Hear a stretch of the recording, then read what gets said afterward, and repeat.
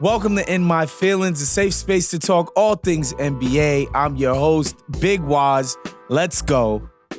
All right, guys, just want to get right into some NBA playoff action.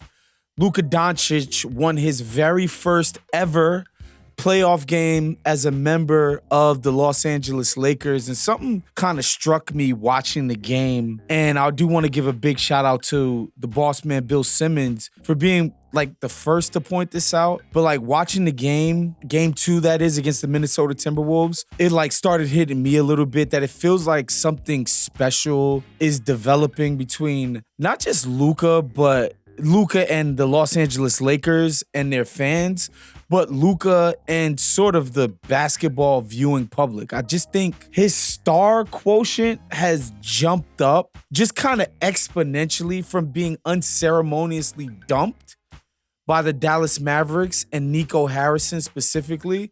And, you know, as somebody working in the media space, I can tell you that story dominated in terms of interest and viewership and eyeballs.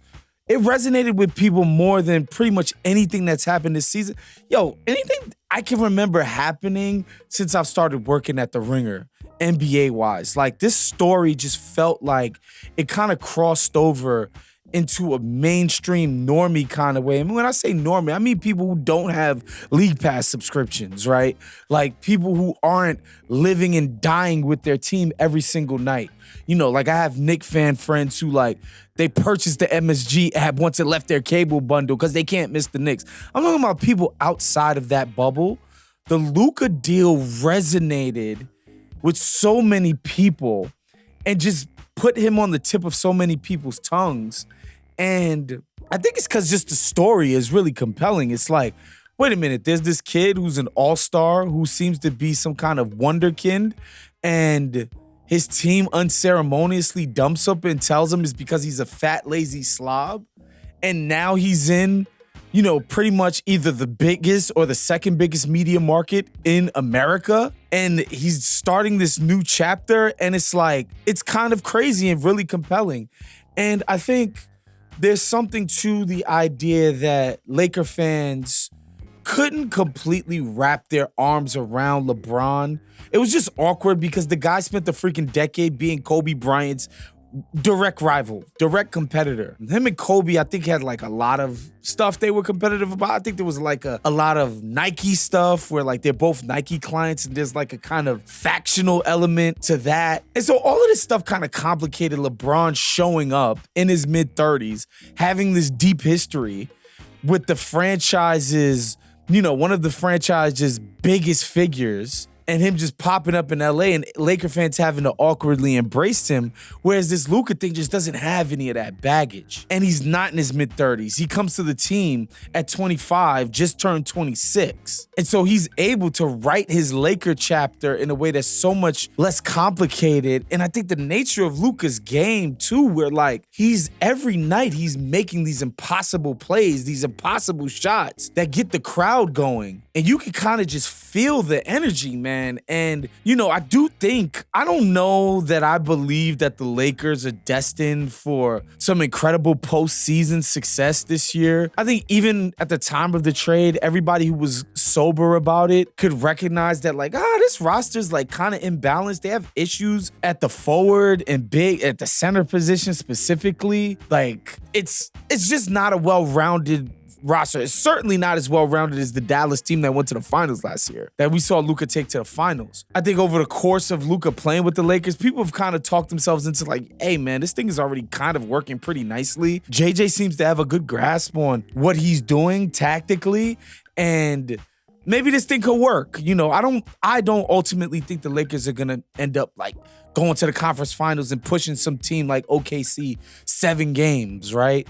But I think the Laker thing is going to turn into something quite unique and special in a way that I guess I didn't see becoming in this way, and just like Luka's interplay with the crowd. And he's already developing this kind of connection with the Laker crowd. And then, of course, another element of this that I didn't fully grasp or understand at the time of the trade is the larger cultural significance. Like, when we think about a Michael Jordan or a LeBron James or a Kobe Bryant and the media entities that these guys became, it's because not just that they were insanely talented, successful, decorated guys on the court, because that's obviously the main thing.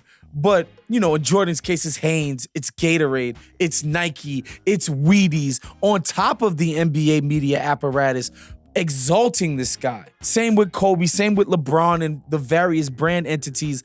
And now you have Luka, who during game 2, Jordan is debuting this brand new media campaign called Bad Luka, and it so subtly and I think quite brilliantly ties in this subtext around Luka Doncic and the story that's now attached to his career, that like somehow he's this petulant guy and this like bad Luka, right? Like, I just thought that was brilliant, and I feel like it's all coalescing in a way. And also, let's not forget, you know, the NBA released their jersey sale numbers and Luka shot to number 1. And I talked to a couple of people, you know, who work in and around the branding and marketing space of NBA players about this specifically.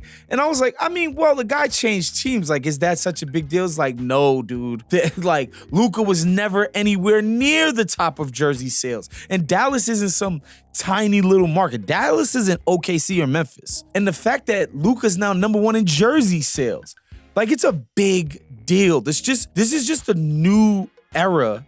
And not just because he changed teams, it's just his presence as a media figure is now just a completely new thing. And watching game 2, being propagandized by the Jordan brand apparatus, you know, just watching the way Luka plays and his interplay, the games within the games that he's playing where he's yelling at, you know, Anthony Edwards and they're jawing back and forth, and Luka found some guy in the crowd that he could point at and scream at. And I'm taken aback by the level to which this feels so different. This feels like such a line of demarcation in this guy's career where, like, guys get traded all the time. You know, like Kevin Durant getting, and I get it's different, but Kevin Durant getting traded to Phoenix, or even Brooklyn for that matter, didn't feel like some sand in the road moment in his career. The way that this Luka thing now feels like a line in the sand, excuse me, I'm mixing up my metaphors. I said sand in the road. And it's just cool. And I think we're really lucky that this story has taken such an interesting, like, hue over the course of these last 2.5 months. And I'm just really stoked about it and can't wait to see how the rest of this thing unfolds.